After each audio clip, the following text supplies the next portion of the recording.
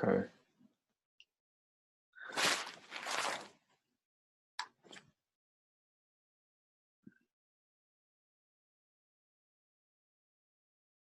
So I know one piece of feedback I did get from the PMs is the fact that it's kind of hard to gauge your progress with this particular project, um, because you kind of need all the pieces working before you can kind of see that your program's actually doing something. But then Jared had a really good suggestion, and one that he said he made to his particular students, and I'd honestly just never thought of it before. But his suggestion was to have the send response to basically have you guys implement send response first, because the 404 function is already implemented.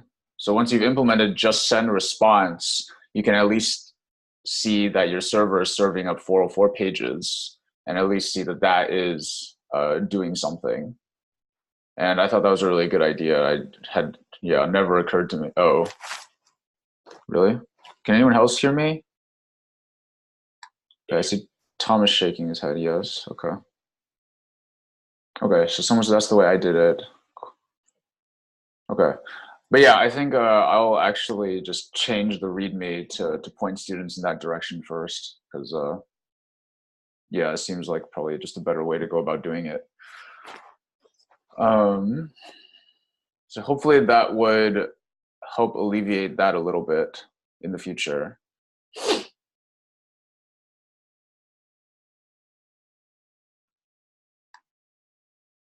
But let's do this. So for today's lecture, for the beginning, I was planning on going through the solution for some of the first few functions.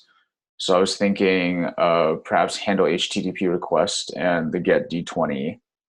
So we can go through that this morning. There'll be another solution lecture meeting at 3:30 PST today where we can go over the rest. But or should we do send response? Nah, I'll just go with my original plan. Yeah, so if there aren't, so that's what I was planning to do first for today's lecture, unless people had questions or are feeling stuck somewhere that maybe would want to ask questions about that or anything like that before we dive into looking at some of these functions.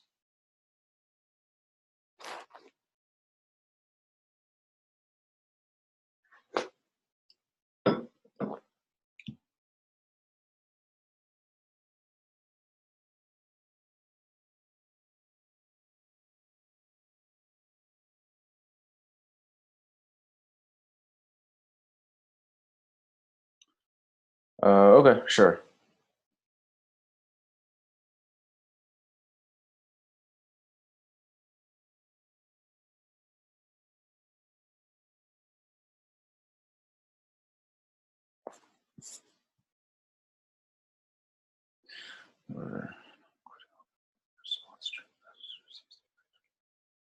Yeah, I think that's definitely true.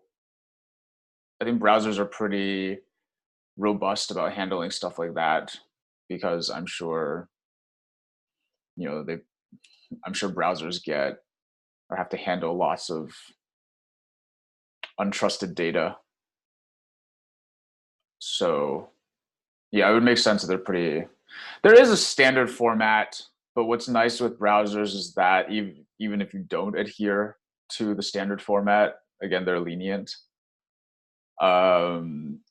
I don't know that's the best way to go about it, but that's the choice a lot of the browser designers opted to go with. But there is a standard format. I think the format we kind of outlined is considered a pretty standard format.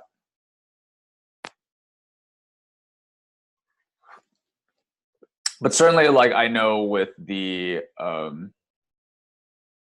content type date, I'm pretty sure date is actually I thought date was not required, actually. I thought, but maybe I'm wrong.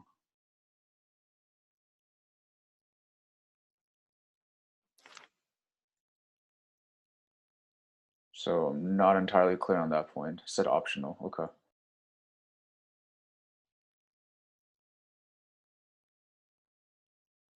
Does it require for response to contain PST as in Pacific Standard Time?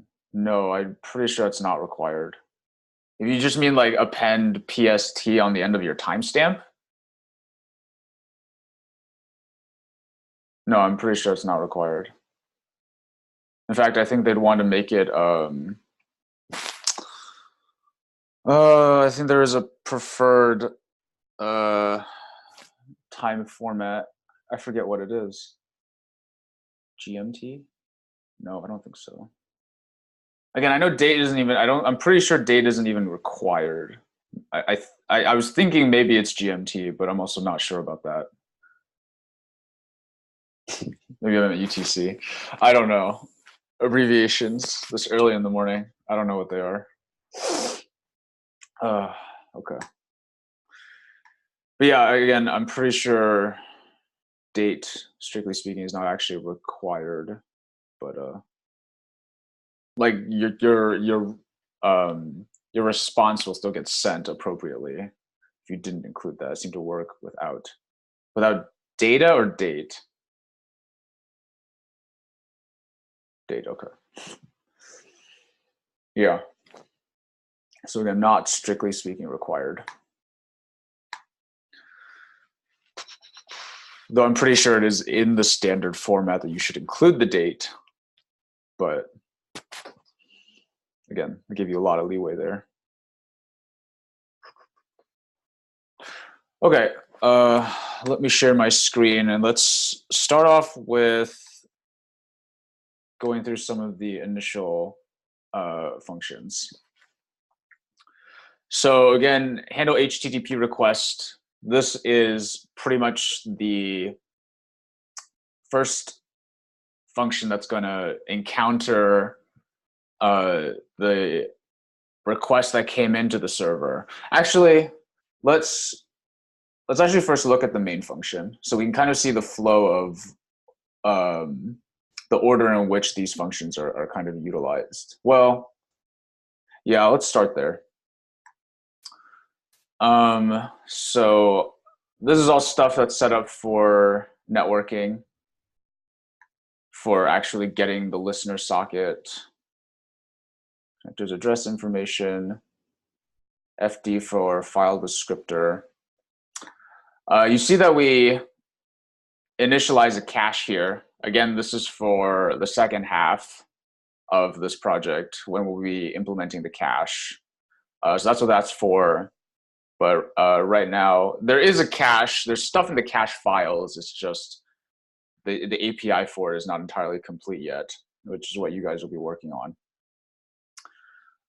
We get the socket that will be sending and receiving data down through this get listener socket function, which is coming from the net.h and net.c files. So again, all of that is kind of getting abstracted away in that file.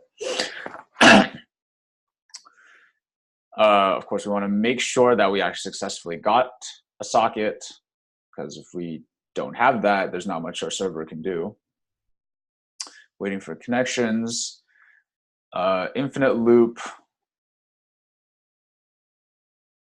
getting the size of the socket. No, this is the connection address, connector's address information. Need to call accept on the file descriptor. Print out the message that we got the connection. Okay, this is mostly just handling a bunch of networking stuff. So I guess I lied. This doesn't give us that great of an idea of the flow of what the server is doing, because we called the handle HTTP request. So that's the first one of the functions that we're implementing that gets called here in the main loop. And then the other ones will kind of get called in turn from there. So again, that's why I guess when we were writing in the README, what's the order of functions you should tackle?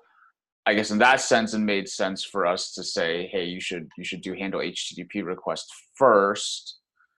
But again, I think I can see how that makes it more difficult with then, because when you write that particular function, it's hard to tell whether it's actually working or not. So again, we're gonna change the order of the README and have send response probably go first. Okay, anyways, handle HTTP request. As far as the arguments we're getting past the socket file descriptor, and then we're getting past the cache, which we're not going to use yet. So we can just leave this untouched for the time being. Otherwise, again, this function is responsible for, we can see here, it's receiving in the request. That's what this line is doing. It's calling the RECV system call with the file descriptor that represents the connection. So this, again, this is the connection to the client. And through that, we're reading in the data that the client requested of the server. So we're populating this request buffer, which again is initialized right here and doesn't have anything in it right now until after receive is done being called. We're reading in this many number of bytes because that's how many number of bytes this request buffer can hold. 0 is some flag. I forget exactly what. I don't think it's that important. And then just check to see that the receive call was successful. So once we've done that, then we have the entire request in this request buffer. And then at that point, we need to break it down into, we need to tokenize it. We need to get the individual parts of the request that will then tell us exactly what request is being made of the server by the client. So we're gonna need a few more things. So we need to read 3 components off of the first request line. And again, the first request line is the protocol. So it could be, get or post, put, whatever. We're just gonna be handling get, and post would be a stretch goal. The path, and then the protocol. So we're going to need, I'm going to initialize some separate buffers for each of those pieces. So char request type. So again, this will be get, put, post, whatever. I'm just going to arbitrarily give it 8. That should be enough space for those because the request types are not long. Request path, I'm going to give it 1024. So these numbers I'm picking are kind of arbitrary. Again, with the request type, again, those are like get, put, post. Like those are not very long. Those are like post is 4 characters.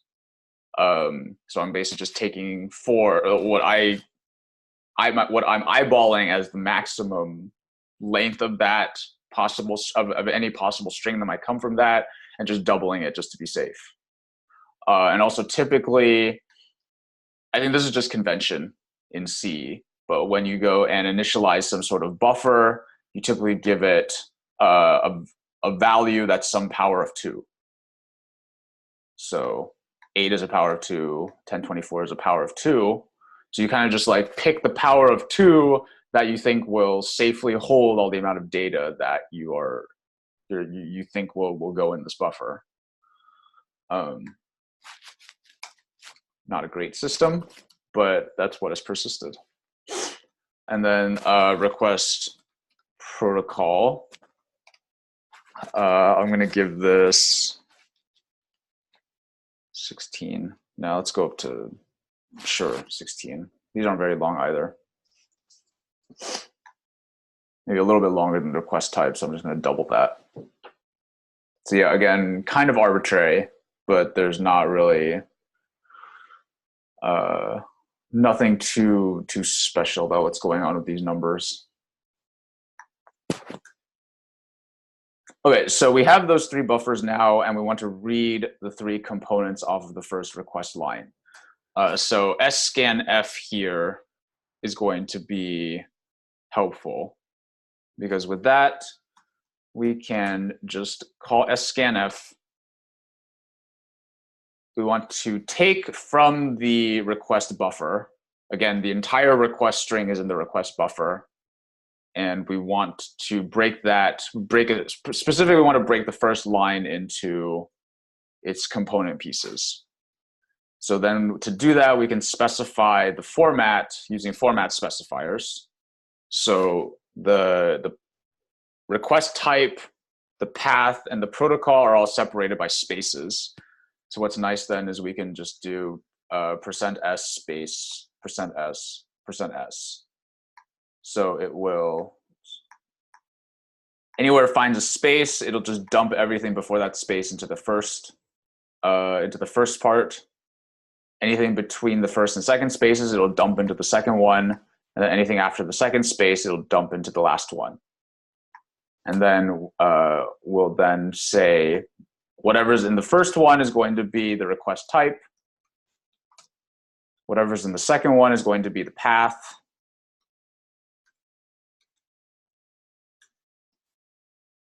And then whatever's in the last one is going to be the protocol.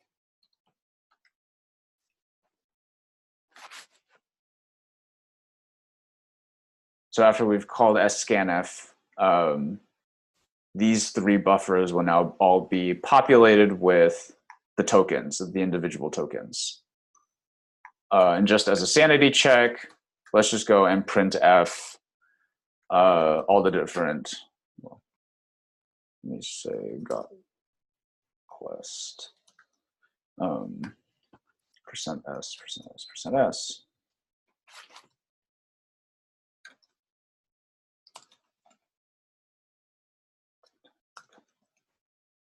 Path and protocol.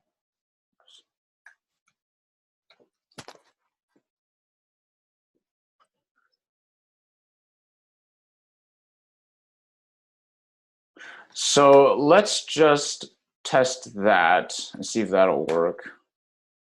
Bunch of warnings, one error, undeclared identifier response length, where 63, okay.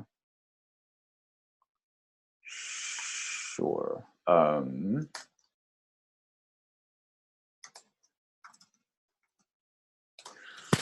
Just initialize that to 0 for now. We're not using it yet. Okay, bunch of warnings, but that's fine. I just want to see if this string gets printed out as expected. So let's run that.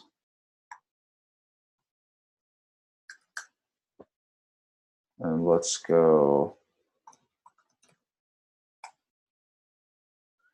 Yep, got request get index HTML with the protocol. So that's all I was looking for. So cool, that seemed to work. So we've tokenized the request, and each one is populated into their separate buffers. So that's progress. Cool, so now we have those, we'll basically just have a large if-else branches, a number of if-else branches just to check then which function do we need to call to go and dispatch the desired behavior. So let's just do it down here. So we'll say if we need to go and use string compare. So again, one thing you cannot do in C is just straight compare strings like you can do in Python or JS. You have to go and use this string compare function. So I'm going to go and compare request type with get. So just to check to see if we got a get request. Again, string compare returns 0 if they match and non-zero otherwise. So if we did get a get, then we'll now check to see, is it worthwhile to ask why we can't just compare? That's a good question. let's see. I don't have a satisfactory answer right now.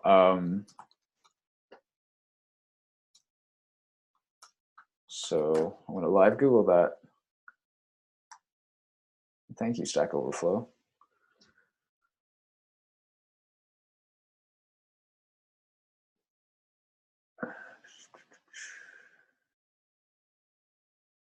Just an array of chars just compares their addresses, which are different for different arrays.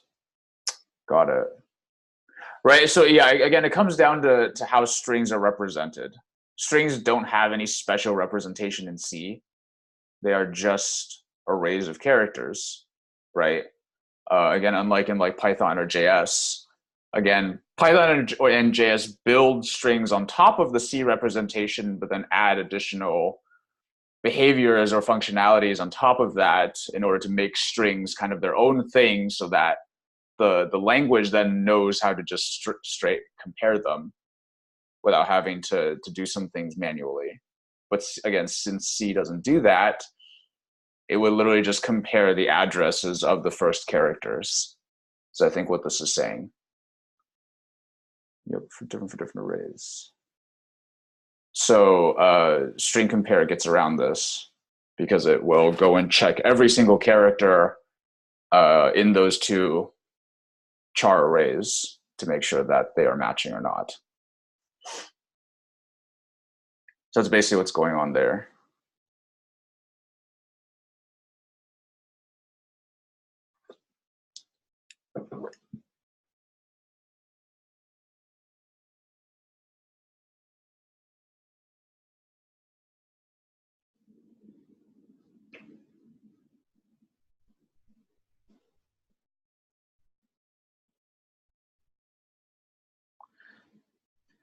Yeah, exactly. Right. Again, they're not some language construct that C treats any differently. Again, a string is literally just its kind of just its is just exactly what you see. Nothing more than an array of individual characters.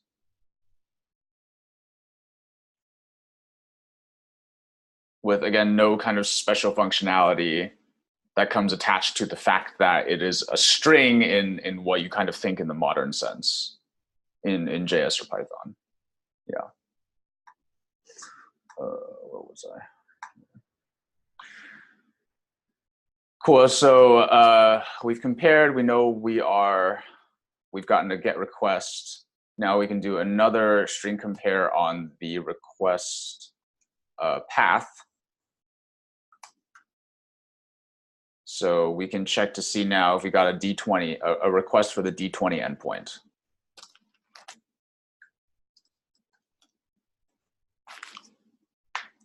So if we have, we'll just go and call the get D20 function. That one requires us to pass in the file descriptor for the connection. So we'll pass that in. That's the only endpoint we're going to be handling. So otherwise, if it's not a D20, so they could give us some other path after the slash. So like index HTML or any sort of file name. So otherwise, we'll attempt to retrieve the requested file. And for that, we'll use the get file function, which isn't implemented yet. That one requires the connection, the cache, and the request path. But again, this isn't going to work yet because this is not implemented yet. But this is where you would call get file.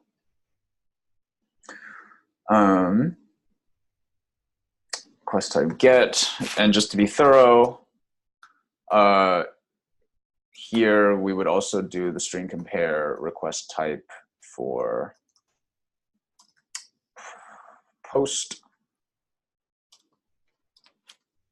And then in here, you would handle posting a file, which is a stretch goal. So I'm not going to do anything more than that right now.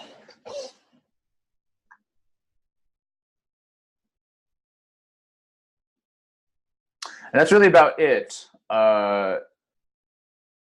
As far as the handle HTTP request function, again, it's basically just like an operating system or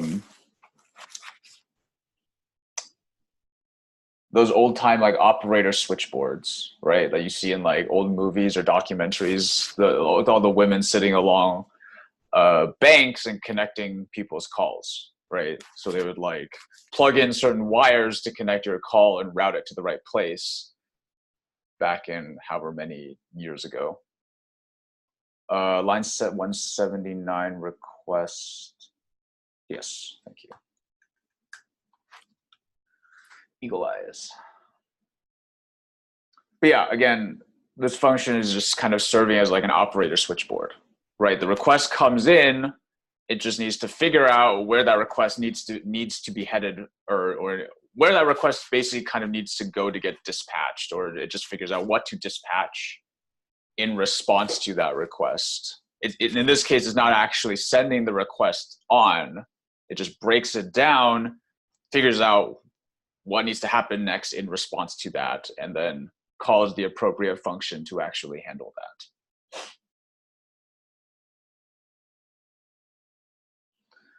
that. So then let's do get D20.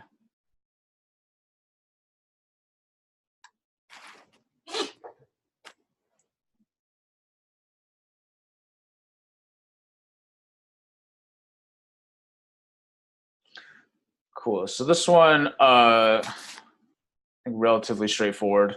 Certainly fewer lines of code than the response 404 function. We need to go and generate a random number.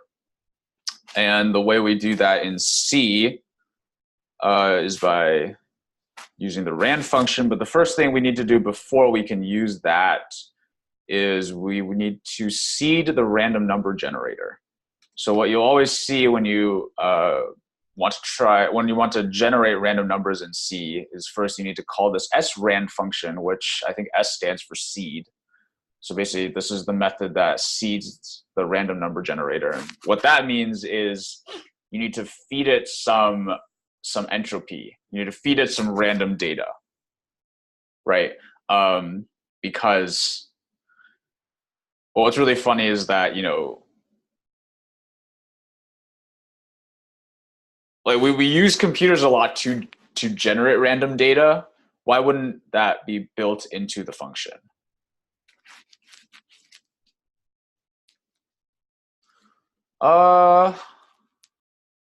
That's a good question. Why not just build the seeding functionality into?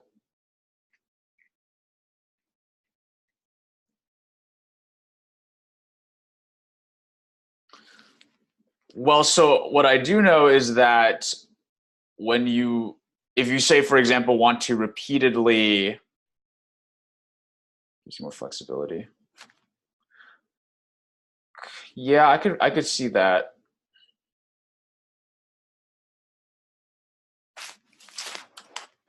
So like, for example,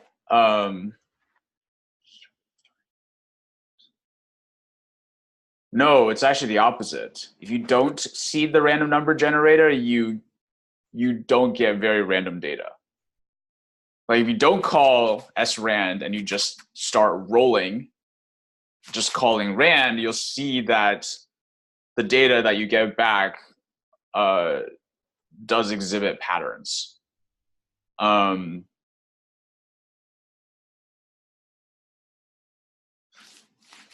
So I do know that when you call, like for example, if you want to call rand a bunch of times, like you don't seed the generator in between these calls. Like you don't do that. You seed it once at the beginning, and then when you want to make multiple rolls, you just make multiple rolls like that. You don't go and reseed it between every single roll. And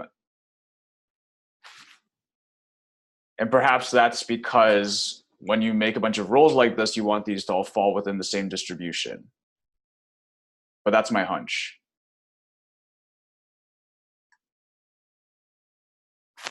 Not sure I really buy that, but right. So if if rand called the srand function every time you rolled it, then you wouldn't be able, then this wouldn't be the behavior that you would see.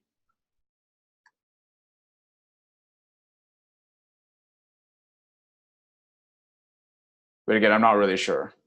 That's an interesting question, though. And I'm going to look into that afterwards. Why we don't just keep seeding the like, what's wrong with multiple seeds of the random number generator? Or like, what does that too random? I don't know. That's a bad. I don't think that's a bad thing. I mean, like, because what's interesting is that computers and machines are inherently designed to be deterministic, right? That's kind of the whole point. So it's actually really hard for them to be completely random or non-deterministic because that's not what they were designed to do.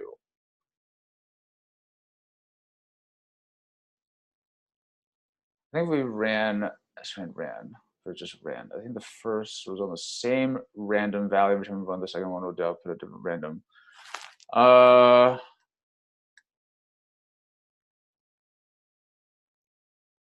Sure. Let's. I think we can look at that. I mean, I already have a REPL here anyway, so we can try that. Into the return 0. Python 2. Let's see. So if we do.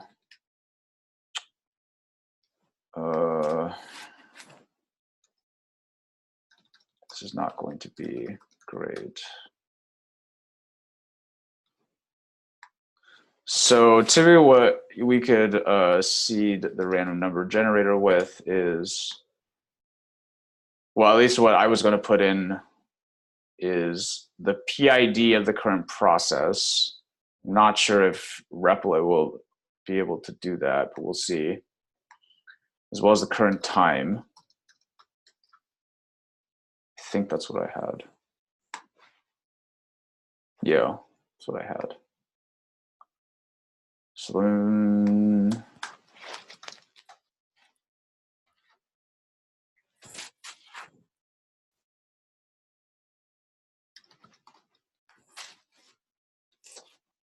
mod 20. C-spec says if no C values provided, the rand function automatically C with the value of 1. Okay.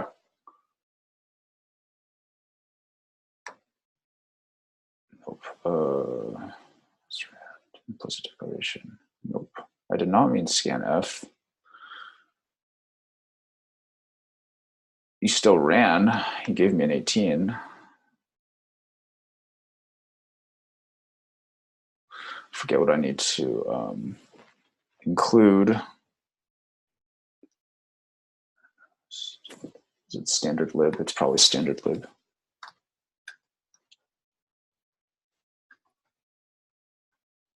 Oh, not standard lib. Okay. Oh, get PID. I think then for that we need. Apparently not. Too many arguments. Right. That should not be a comma. Okay, there we go. 17.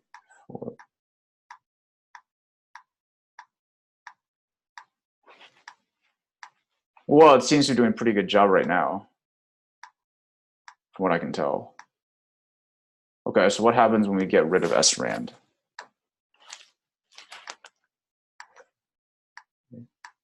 Well, that's not right. So yeah, without any seeding, it's rolling the same thing every time. So obviously not correct. But then what if we,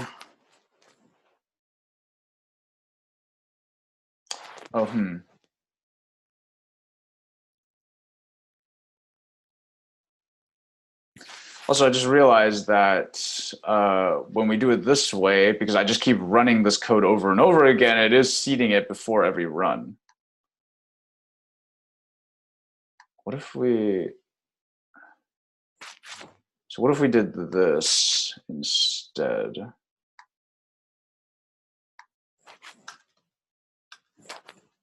And then let's run one of these between every single one and see what sorts of values we get.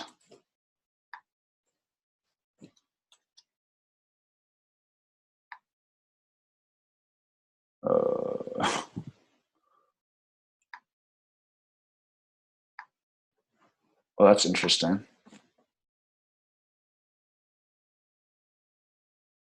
Yeah, so seeding it between every run. Okay, so I guess okay. So I do know one thing. So we seed it, we roll, and then when we seed it again, this information is pretty much going to be the same as the entropy that we used in the prior seed call. Because we're doing this all within the same process, the get PID is going to result, it's going to give us the same PID back. And because we're calling these so close to each other, time is pretty much not going to have changed either. So we're essentially seeding it with the same data all in a row, kind of. Right. I think that's pretty much what's going on here. We're pretty much just giving it the same seed in all of these srand calls. But then I think when we were doing this, I think this will at least get us a different PID every time, because we're rerunning the program and maybe that'll get assigned to a different process.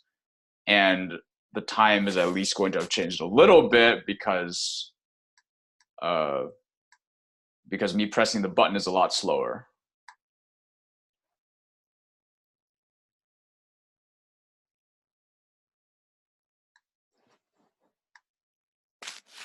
Okay, last experiment. So then if we just do that, okay, now we all get different values.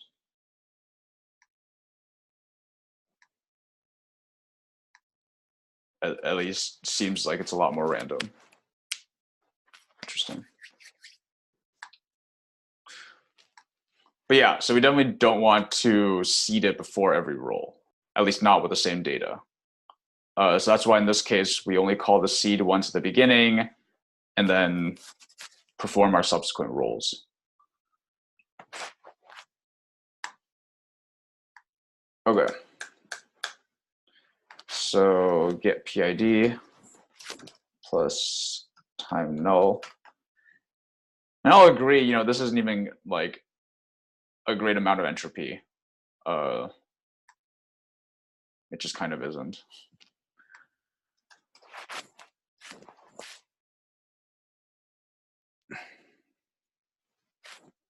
Then response body, we'll give it 8 bytes. This is going to store the string representation of whatever we rolled. And then we can call sprintf.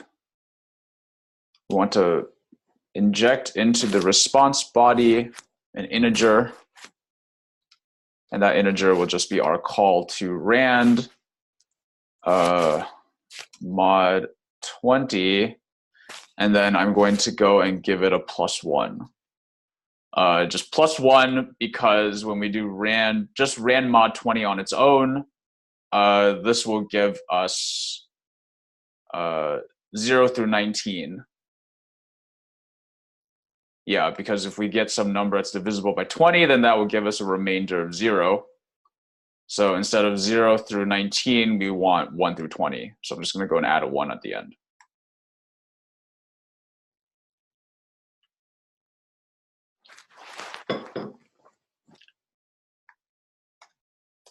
And then we've populated our response body with the number that we generated.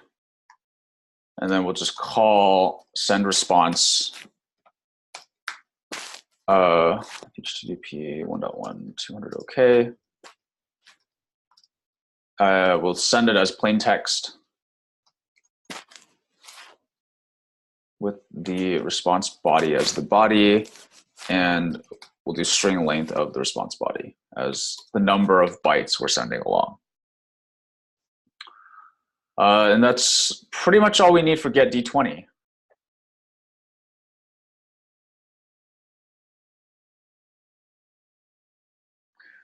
Cool. So at this point, what we have left is to complete the send response implementation as well as the get file. And then everything else after that would be a stretch goal as far as the first half of this week is concerned.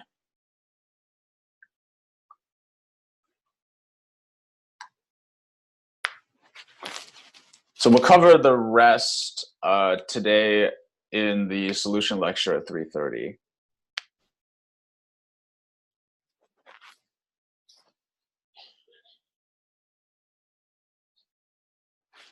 I don't know if you want to ask that. How should I deduce that the body parameter in the send response would not allow an int and need to be a char type? How should I probably deduce that the body parameter in send response? Oh, it's a void. Okay. Needed to be a char type, I used an int. Did it still work?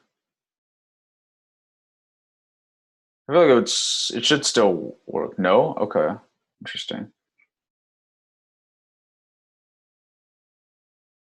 That's right. If you want to do, yeah, I guess that is a little opaque. One rule of thumb to keep in mind is that converting from a void, or I should say the best type to turn a void type into, it's a mouthful, is a char, right? Because if you think about what you have when you have a void type or a void pointer, actually here, let's draw that.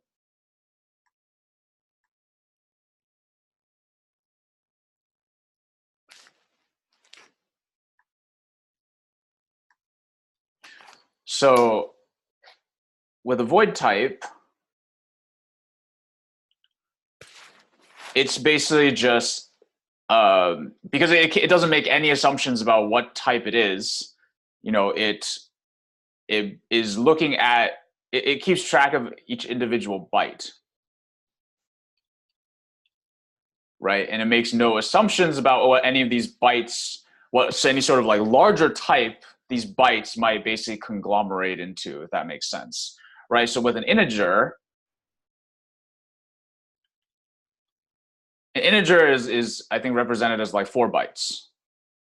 So it would look at 4 of these, and that would represent one integer, right? So 1, 2, 3, 4. So in order to represent it as an integer, you need all 4 of these bytes in order for an integer to be able to make sense of the number here. But with a void, because it's kind of being more granular about it, I can see why that would mess things up. If you tried to coerce or tried to cast a void into an integer, that's probably not a safe operation to perform.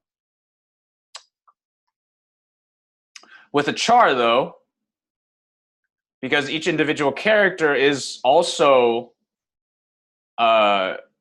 represented as just a single byte, it's a lot safer to convert from voids to chars and back. Because here the representation is much more of like a one-to-one mapping, if that makes sense.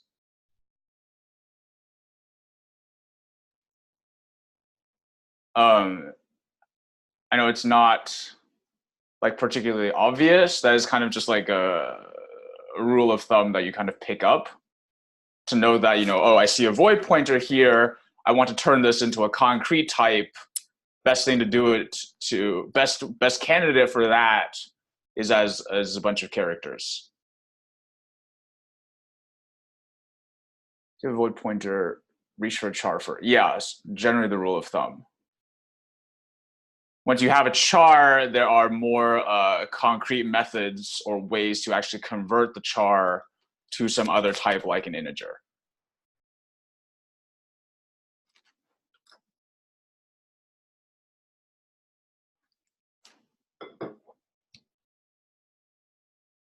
Okay. I think. Oh, was that your initial question, Vim? Okay, cool.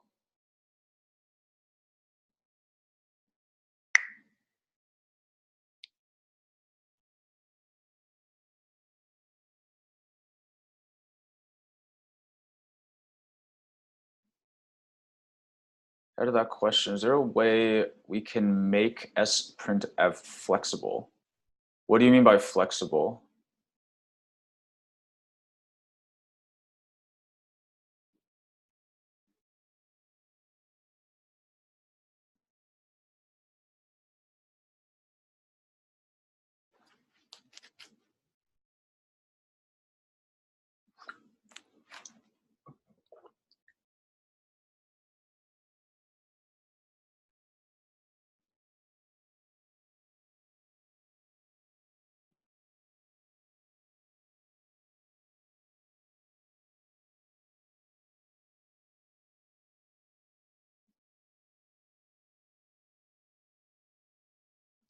If we get a digit or character, I want to just printf to store them as strings.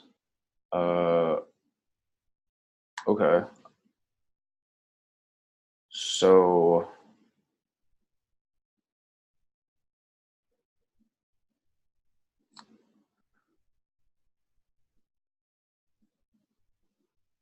well, so for example, I don't know if this answers your question, but like here on line 87, like this rand call does generate an integer. Um, but then what we do with that integer is we take that and we're specifying a format for the string that we would then want to inject into the response body. So here we're saying, give me a string, and inside of this string, I want whatever is in here to be, I'm putting a digit in here, right? Because again, the rand call here is returning an integer. So we specify that digit within the string, and then this gets essentially turned into a string and injected into the response body buffered.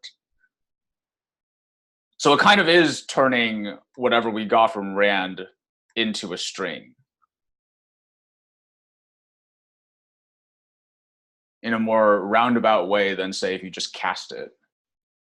But I think this is, typically speaking, I would say this is safer than casting.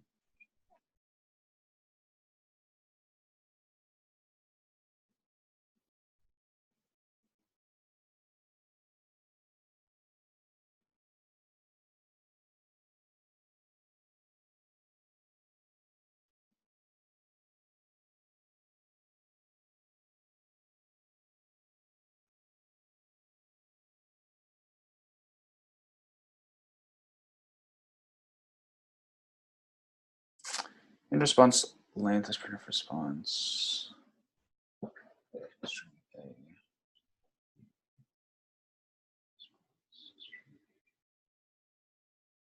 Oh, you want sprintf. Oh, I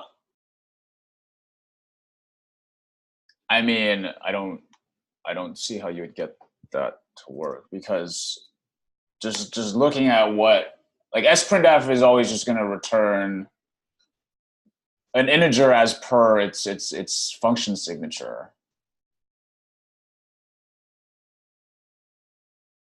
So it always just returns the here it's returning a successful total. Yeah, so the function itself returns the total number of characters written to whatever buffer was specified, right? So it's just going to always return an integer. So basically more like sprintf.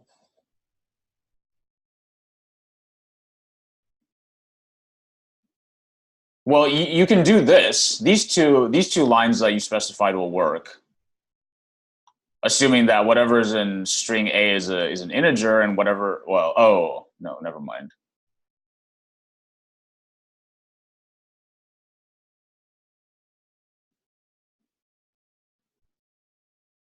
Yeah, I don't think there's a way to do that I can think of.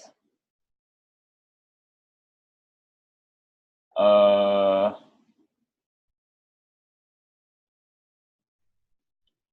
but I guess what's the context? Why are you even trying to do it the second way with the char string b equals sprintf response? Because again, you're not going to get sprintf returning any sort of some sort of character, some string. Like, are you trying to create string b from sprint from the sprintf call?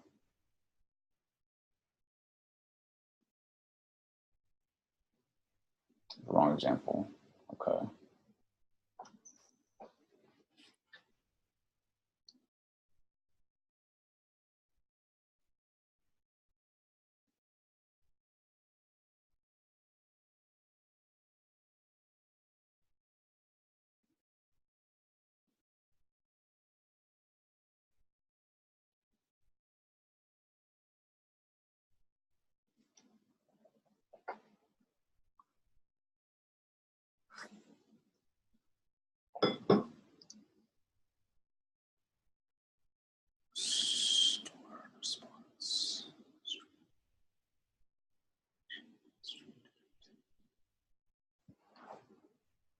Yeah.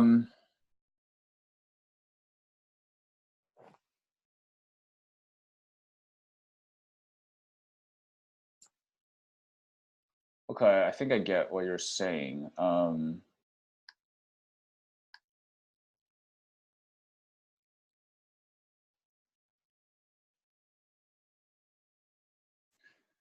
Yeah. Again, you need to have some sort of prior information up front about what type you're trying to actually write into sprintf. So that's kind of something you need to know up front. I think in this particular case, you're trying to, or you're wishing that you had some sort of type flexibility, because maybe you're used to JavaScript and Python where you're much more able to do that sort of thing, but that just is not something you're able to do easily in C. And that's by design.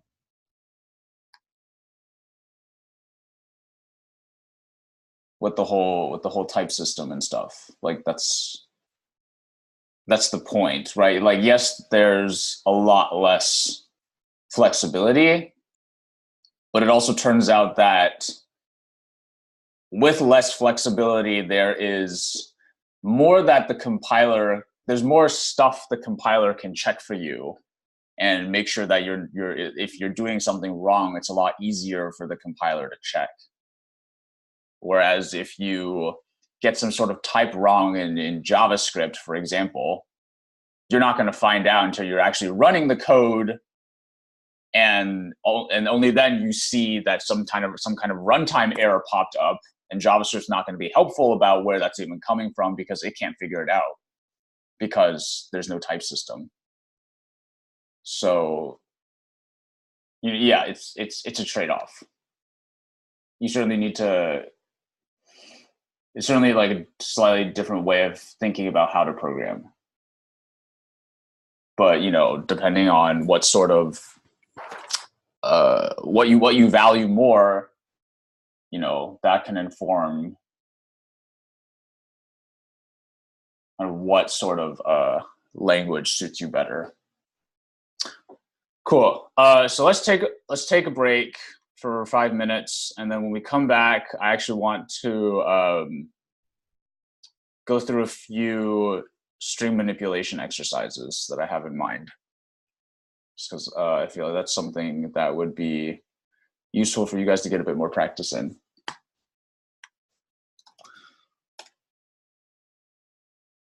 All right. So let's come back in 5 minutes.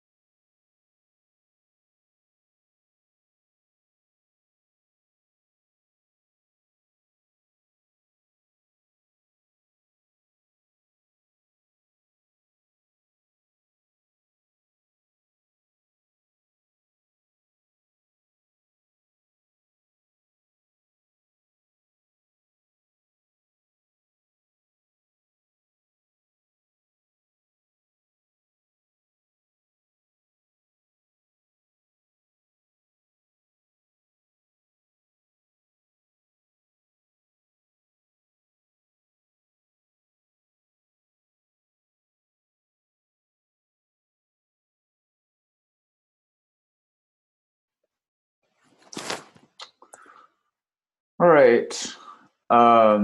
So let's come back. And as I said, so one thing that I'd like to go over is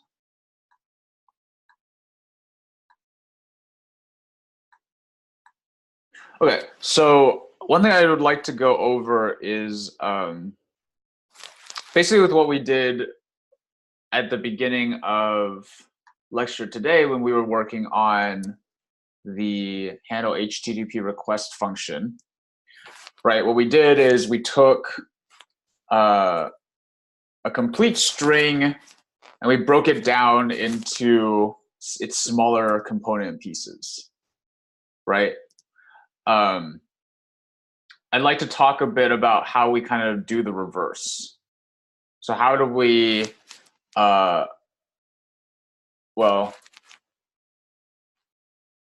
okay, no, actually, it's not quite the reverse, but for example, let's say we had a string like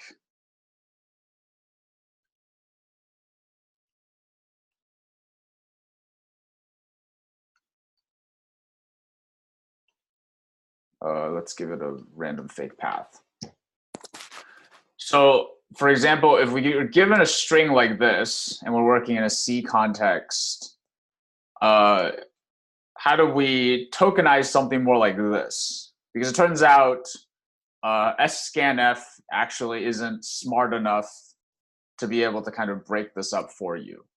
So my point being is, so if we're given a string like this, how do we break it if we want to break it up into its component parts? So for example, here would be the protocol, this would be the host name, and then this would be the path URL. How do we kind of break that up?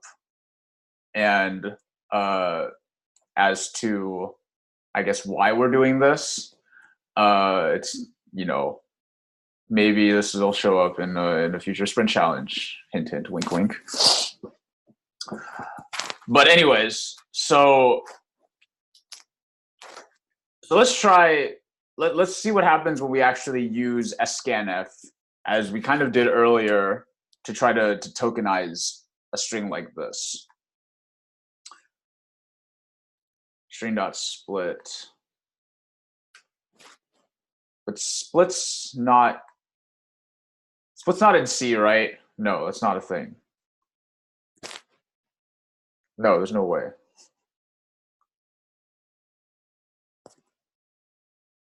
Yeah. Oh no, for sure. In JS, yeah, sure. But talking in C land here.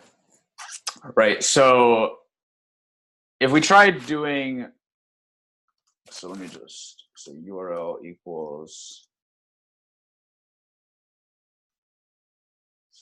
/hi, for example. What we tried doing earlier with scanf, so you know, we could maybe do something. We could try something like protocol, give it some size 8. So let's double that for 16. Host name. This could be long, so let's give it like 512. Path could also be long, so let's give this like 1024, just in case it's like a really long path. And then let's try scanf URL. And then the format we're going to try is s colon / and then %s / %s. Right. So colon / here. Everything before that would just be the HTTPS. Everything after that will be the host name, www.google.com, and then we want to make another split here and just grab the hi separately. So let's try that. Give it protocol, host name, and path, and let's see what happens. Isn't the first param the buffer to put it in?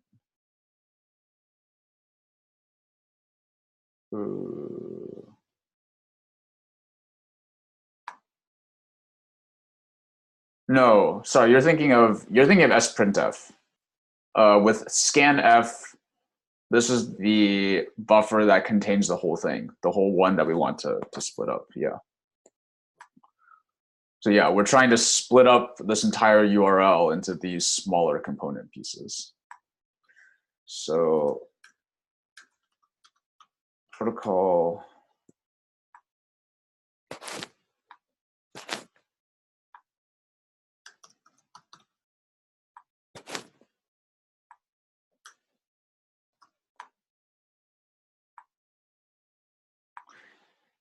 So yeah, when we try this, doesn't seem to work. As we can see, protocol, I think protocol just ends up being the entire thing.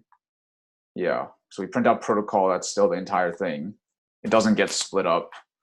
We get some invalid bytes in hostname and path.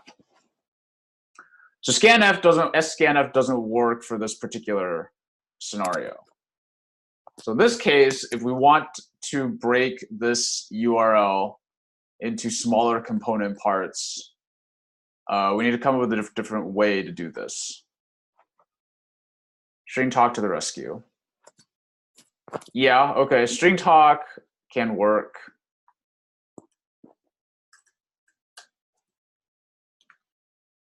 This is good for spaces and new lines. Yeah, those are the situations that I would just reserve it for. When you want to give it something a little more complex like this, yeah, we can see it's obviously not working. Spaces, we know for sure it works. New lines, it's fine for as well. Let me just pull up string talks API just to make sure I get it right. Could we use regexes with a grouping? I honestly have no idea how strong C's support for regexes are. I know Beej has apparently looked into it because we were considering keeping the regex material and doing it in C. So of course we had to look to see if C had strong support for regexes, and he came back saying that it would be a total pain in the ass. So we decided not to deal with that. So I think you can do regexes in C, but it's apparently really painful. Okay, so yeah, it looks like we can use string talk. Again, this is pretty analogous to string split in JS. You give it a string, you give it a delimiter, and it will return for you that string kind of just broken up by the delimiter. So let's see how that works, as opposed to everything else in C. So let's say char, let's just give this a pointer named P for the return value, and let's go URL, and we'll have the delimiter be, let's just do slash and see what happens.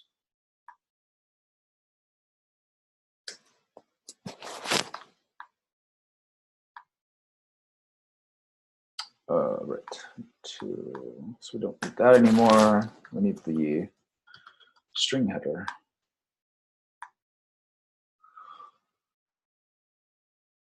I'm to this pointer with a cast. The constant char start.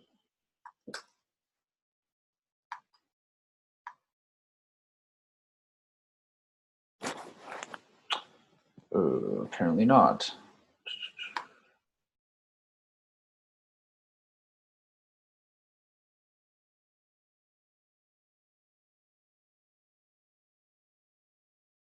I don't see how I'm using it any differently.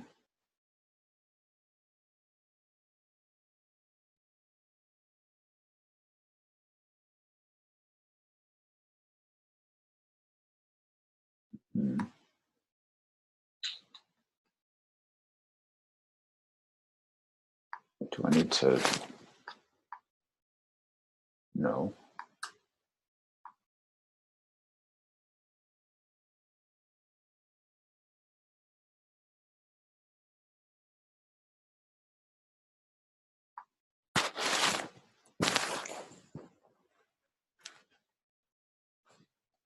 Huh. That's really interesting.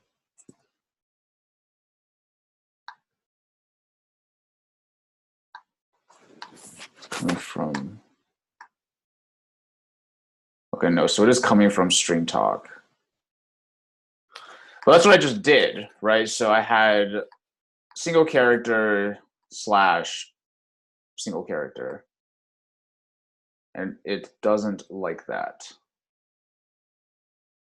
It's pointed from integer without a cast. To constar. Yeah, the character just gets turned into an integer as all characters are represented. So the URL argument need a dereference.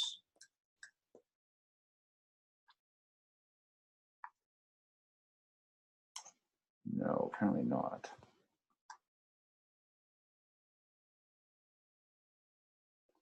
I mean, let's just try pulling the string they're using instead.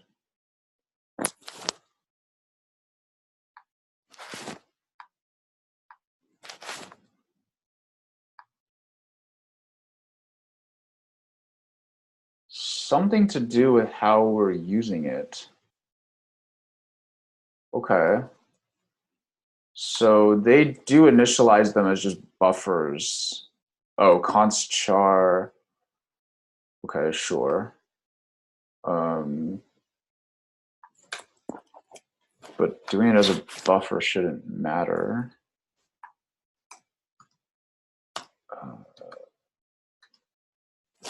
Const char.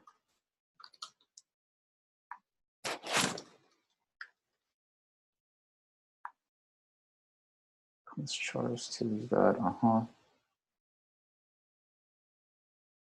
Token equals string s. So p equals URL s.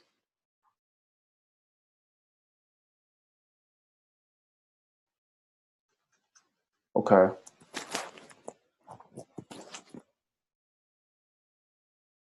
I don't understand why it's so finicky with how you need to initialize the values that it uses.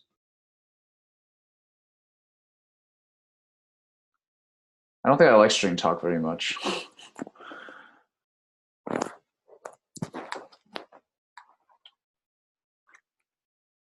Okay, anyways, I had another way in mind. So let me show that instead. So let's go back to char URL.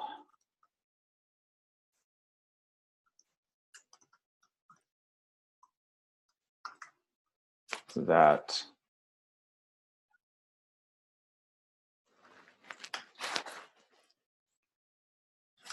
And then let's also do host name. I'm going to have path and protocol.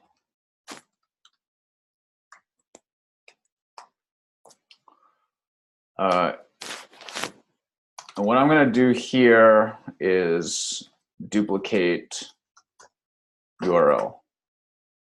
So we have an extra copy of the URL string to work with.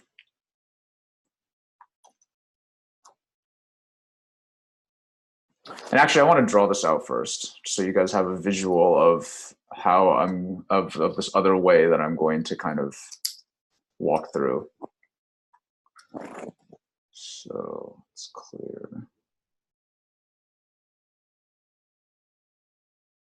that. So right now we have a pointer pointing to this H. This is the so right now host name, because we did string dupe, with URL. So hostname right now is pointing at this H. So we do need to move hostname up to here. So by the end, we want hostname, actually, well, yeah, so we want hostname pointing there instead. So actually, it would make more sense to not have hostname. We should just have protocol pointing to. We should just have protocol initially pointing to the entire string because HTTPS is already there. We want hostname pointing here. And then we want path pointing here. Right, so that's at the end, that's what we want. So again, if we start off with protocol already pointing at HTTPS, well, again, it's pointing at the whole string. So we can do, we can call str. We can look for the : //. So this will return us a pointer to this colon here. And we can then just advance that 3 steps. So we can count 1, 2, 3. We can just advance that pointer to the www and then assign that to hostname.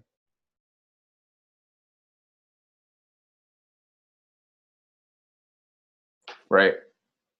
So now hostname is pointing to everything after www. From there, we can do another str on what hostname is pointing to. Specifically, now we're just looking for the slash, which will get us here. And then just advance that pointer 1 step to the H. And that's where we would want our path to point to.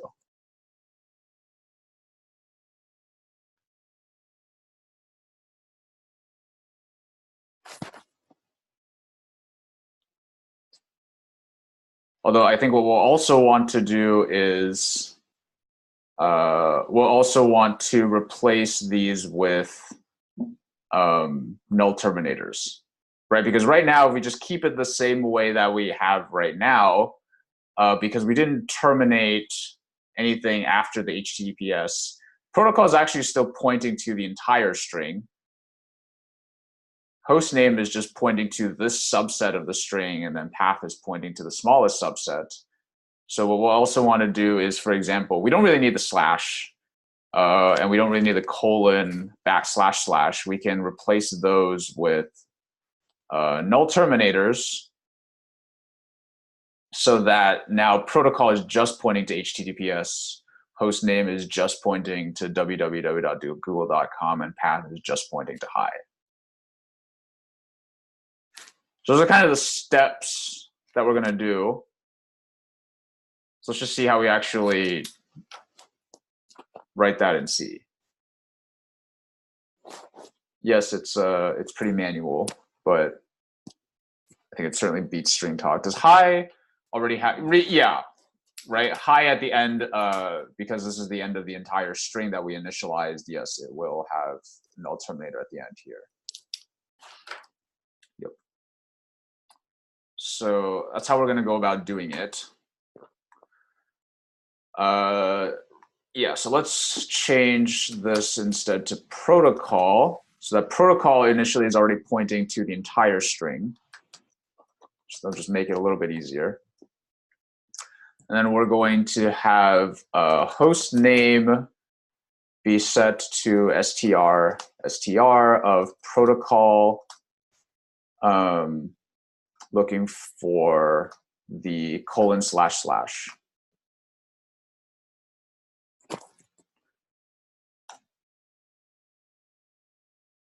Actually,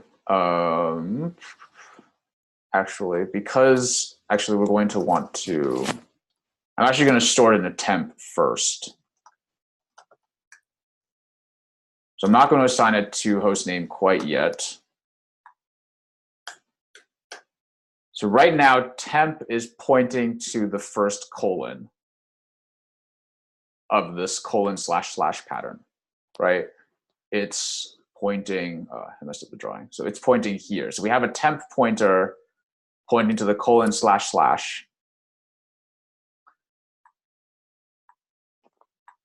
And I want to keep that there so that we still have a pointer to the colon slash slash so that we can change it to a null terminator, right? Because right now, if we just advance this temp pointer up 3 spots to hostname, now we no longer have any pointers referencing the colon slash slash.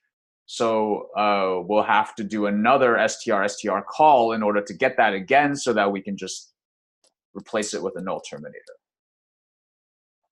right? So we have a temp pointer, and I'm going to say host name is going to get set to temp plus 3, right? So colon, we want to advance 3 steps. 1, 2, and then 3. That would put us right at the first W of the www of the host name, which is exactly what we want host name to be pointing to. And after we've done that, what we can do temp is set to null terminator. So that now protocol is just pointing to the HTTPS portion. And host name is pointing to everything after, starting at the W, pointing to everything afterwards, including the path.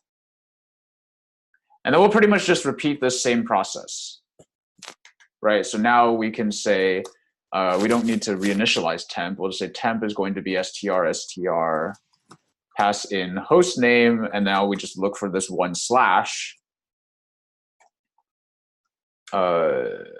Path is going to be set to temp just plus 1. And then star temp can just be set to, oh, I think I have the wrong slash for these, right? I'm totally brain farting on these. Is it, which slash is it? I forget. I feel like backslash is correct. Anyways, we'll see. I think that's correct. Yeah, okay. Cool, so now we have protocol path and hostname pointers all pointing, or they should be pointing to where we want them to be pointing, and let's just make sure.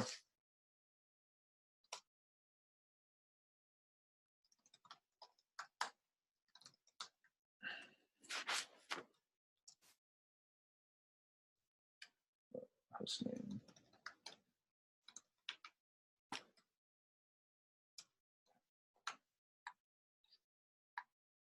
Oh boy. Oh.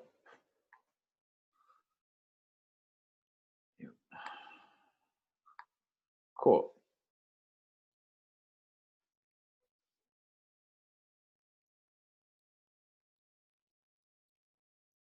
After line 13,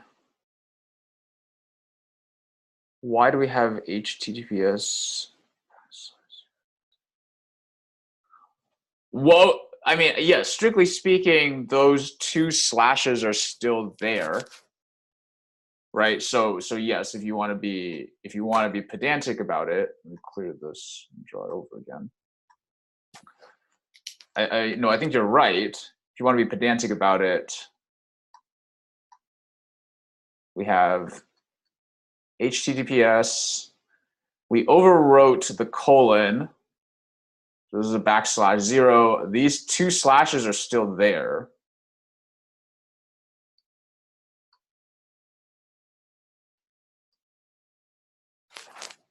We overwrote,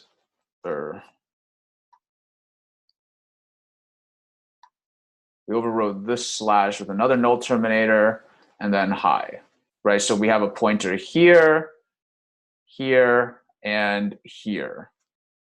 But when we try to start reading from the protocol pointer and start reading down to the right, it's just going to encounter the null terminator. And pretty much these 2 slashes just don't have anything referencing them. So they're essentially dead, right? because again, this null terminator is signifying the end of anything after S. It's basically dead to us. And the next pointer we have is pointing to the W. So there really isn't a way to kind of, I mean, you can't access them just by advancing one past the null terminator, but you have to know that they're there in order to do that. But that's basically what we've done.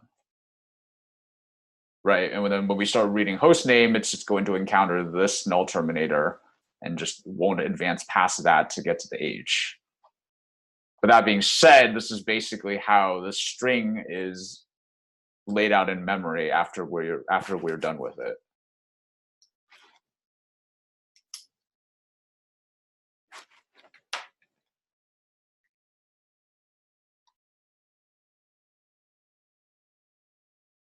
Yeah, so again, a more manual process for tokenizing things, but as we saw, scanf can be kind of dumb sometimes in cases where you're trying to get a little more complicated. And it seemed like, I mean, at least to me, string talk just seemed like a pain to work with. Maybe you could get it to work. And if you did, it could probably work pretty well for this as well. But I don't know. I quite like this more manual way of doing it.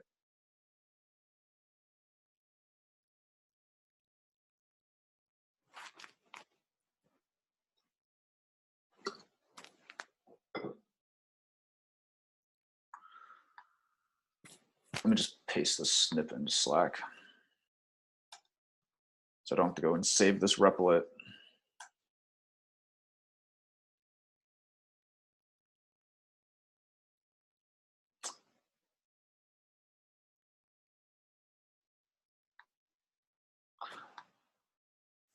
Okay, so we still have a little bit of time. What we can talk about now, let's talk a bit about concurrency when it comes to servers. So I know because Thomas asked a question on Friday during the sprint challenge about the difference between concurrency and parallelism. Actually, yeah, I learned that there is a slightly subtle difference between the two, but anyway, so at least I know you guys have been exposed to those particular terms. Let's talk a bit about what concurrency means when it comes to web servers, right? So right now, the web server that you guys have been building is single-threaded, right? So here's your server box. Right now, a request comes in, for example, this one server process, because it is one process, is the one fulfilling all the requests, right? So it's this one process is doing the work of figuring out how to respond to this request, actually constructing the response string, sending that back down the connection to the original requester. So you can imagine then that if there were a whole bunch of requests coming in at once, like for example, if you imagine that this one server that you implemented is serving the main homepage of Google, you can imagine how many requests it's probably getting concurrently at any one point in time, right? Probably a lot. But because it's just one single process fulfilling all of these requests, there's going to be a bunch of requests that come in that just will have to basically wait or just not get handled whatsoever, right? Because again, it's basically the analogy would be you're in a busy restaurant and there is one waiter serving everybody, right? Customers are going to have to be waiting a long time because there's only one waiter fulfilling all the orders. Hopefully they're not the one also doing the cooking, because that would really suck then. But even if, there's only one waiter manning the front of the house and bringing all the orders from the chefs in the back to all the customers who order the food, that's going to be not efficient at all.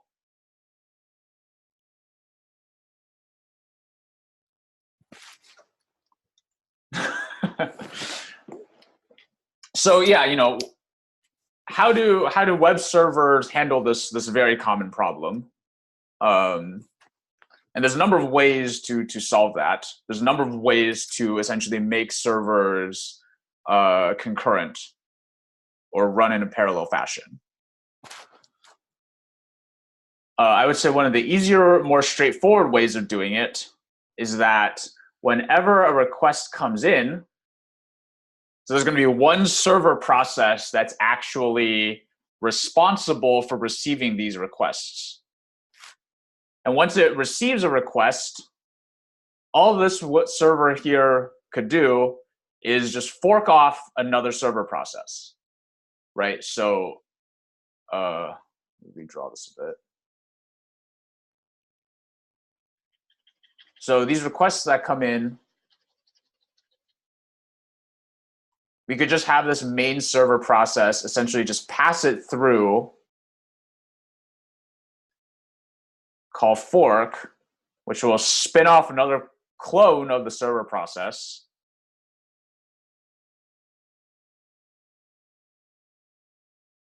And that forked server process can handle the request. Right, so any new requests that come in will just fork off another server process. And these are all full-fledged server processes, so they're all perfectly capable of handling these requests. Right, and these will pretty much already have copies of the connection file descriptor, so they're perfectly capable of just sending that data back down the connection to the original clients. So I would say this is a relatively straightforward way of doing it. And this would be I guess you'd refer to this as multi-processed. How fast is fork?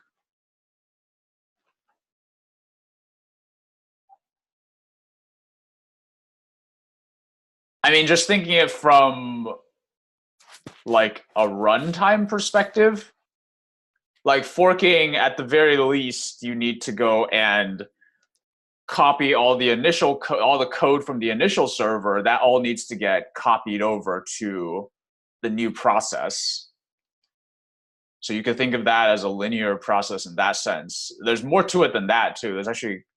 There's more overhead than just that. So certainly all the code needs to be copied over to the address space of the new child server process. There's also just the overhead of having to allocate the additional memory for it. So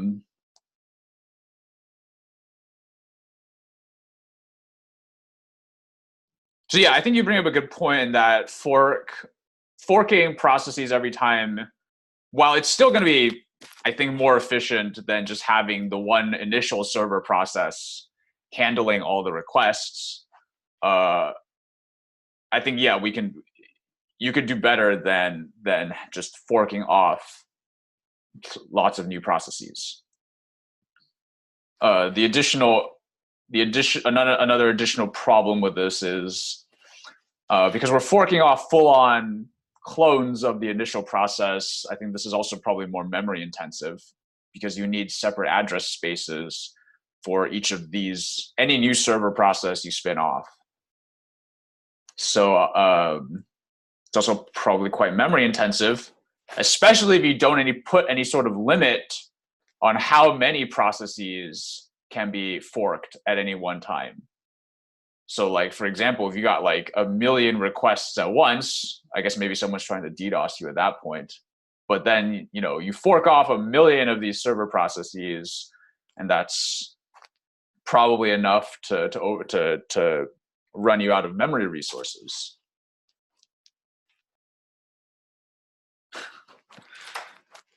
Or Walmart.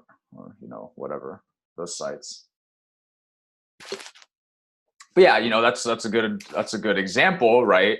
Specifically on certain particular days of the year when there is a lot of activity on certain sites, those sites beforehand, it's kind of like crunch time for them. At that point, they need to prepare for the massive additional number of requests that their site is going to be getting.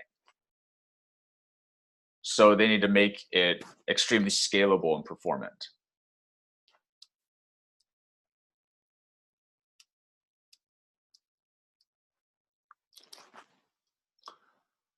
So multiprocessing, again, kind of straightforward conceptually. Is it true that if parent-child forks are on the same CPU, then it is single-threaded concurrency? However, each fork has its own CPU. Well, you can still get some amount of true parallelism even on well, yes. If we're again being pedantic and you're using the term CPU, most laptops now have like 4 CPUs, so you can still achieve some level of true parallelism on modern run-of-the-mill machines. But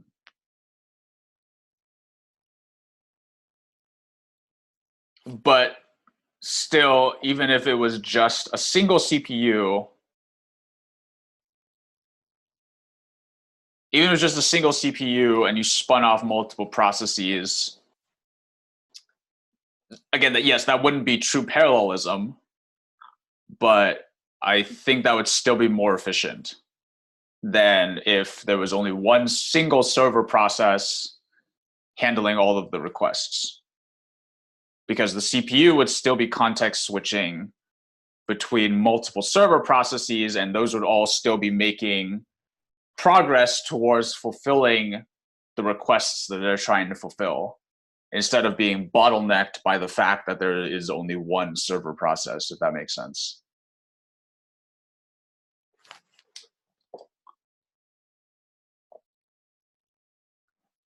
But yes, if you wanted a larger compute cluster and had some sort of network provision such that all of these compute nodes were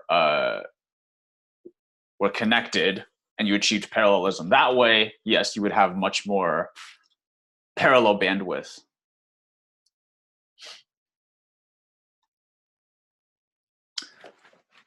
So another more common, I think a more common way in which servers are actually parallelized is via multi-threading.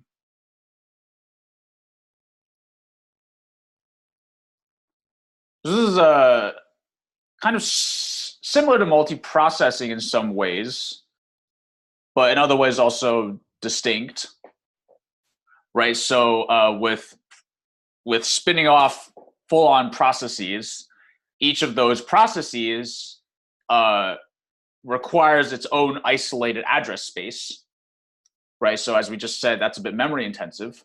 If every process you're forking off uses up a certain amount of memory, a thread is you can think of it is pretty similar to a process, with the main distinction being that you can have a bunch of threads all sharing the same address space. So you could have 10 threads. For example, if this was your address space, and before, if you only had a single process that this address space belonged to, that would be its own isolated space. And if you spun off another process, you'd have to allocate for another AS for address space, and that would be your proc2, right? So more memory intensive that way. But with threads, they don't need their own dedicated address spaces.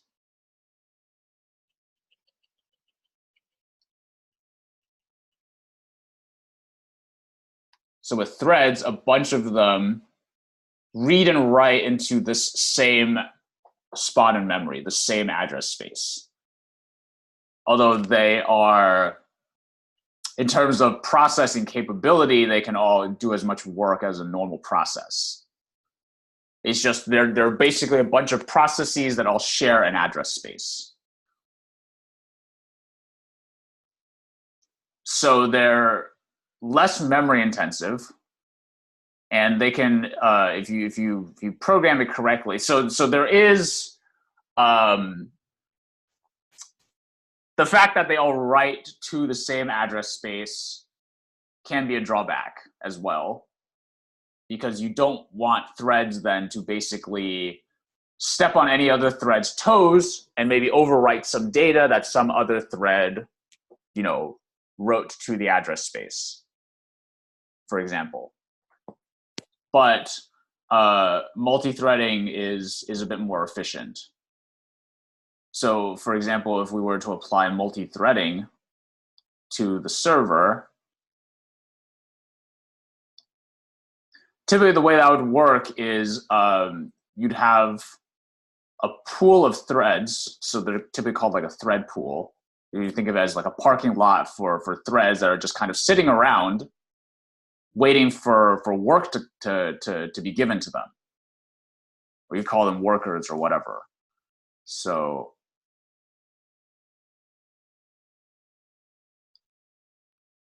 typically you'd also have a limited number of these ever out at any one point in time, so that we can avoid the problem that we discussed earlier with, hey, what if 1 million requests came in? With the multi-process model, at that point you would fork off like 1 million server processes. So typically, let's just say you're limited, for example, to like 10 threads or 10 workers maximum.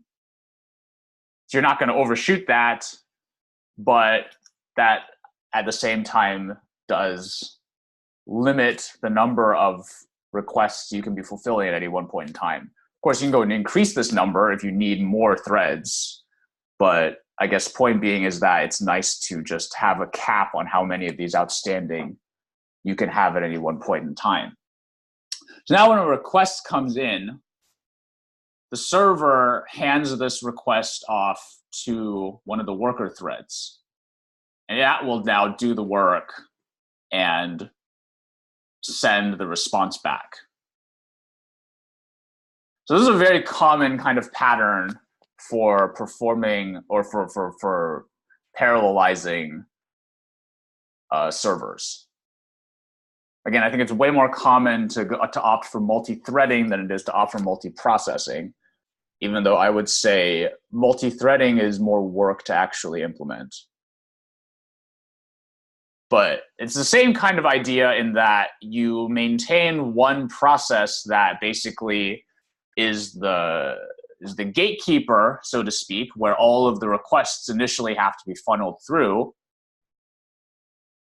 And then that gatekeeper process allocates that work to some other process or thread to actually perform, so that this main server process here is always kind of available to receive requests. And so from the client's perspective, it never seems like you're waiting to have your request fulfilled. Just standard works per CPU. That depends on your application.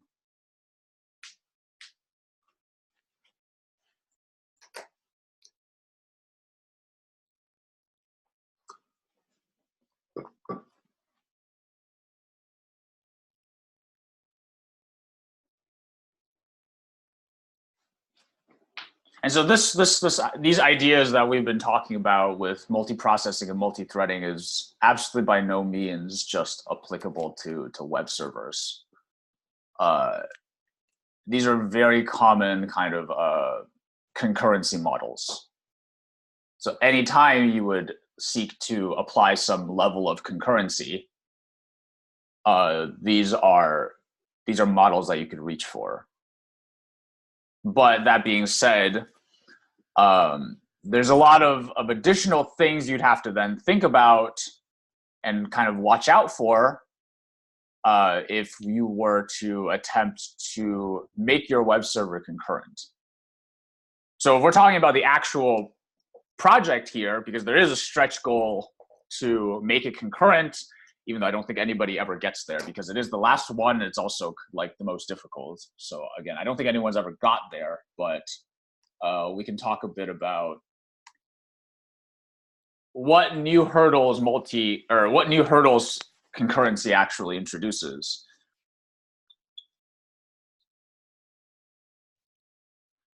I don't know if I know of a single resource, like a single one silver bullet resource, unfortunately.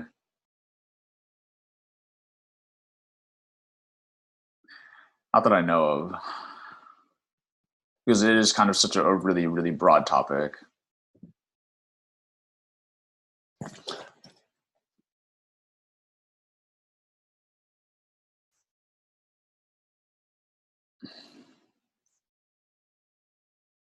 So when you have, so let's say if you did implement multiprocessing or multi-threading in your server,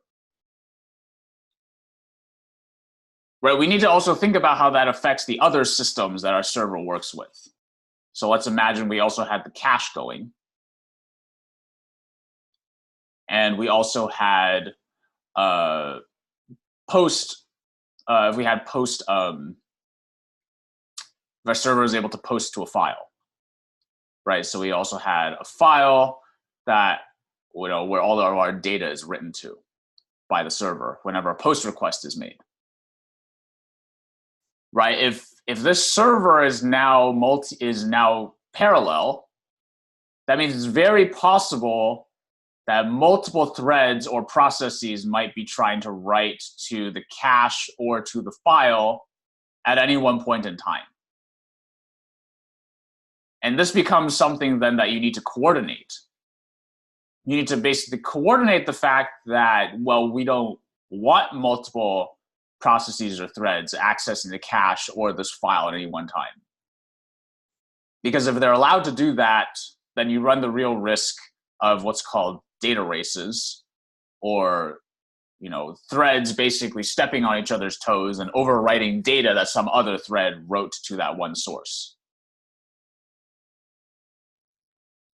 So then when you do this, you need to basically put the cache and the file, you need to limit the number of threads that can access these. Right? You don't ever want more than one thread writing to the cache or writing to the file at any one point in time. And there are constructs there are concurrency constructs that you can use to actually do that, to constrain them that way. I guess my point being is just that, like, yes, parallelism is nice, it improves performance, but it has this ripple effect where now you need to think about, hey, I've introduced concurrency to this project here. Now I need to think about how it might affect every other part of the project. And you'll need to make changes accordingly to basically allow for those other parts of the architecture or the project to handle the concurrent nature of the entire thing now.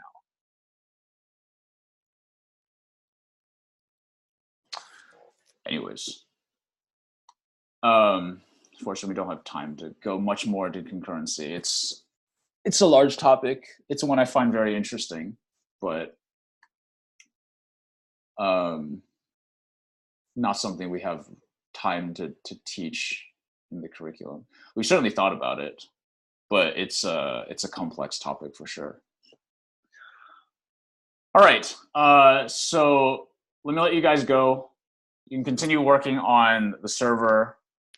We will have a solution lecture at 3:30 to go over the rest of the server implementation and talk a bit about what you guys will be doing tomorrow and Thursday.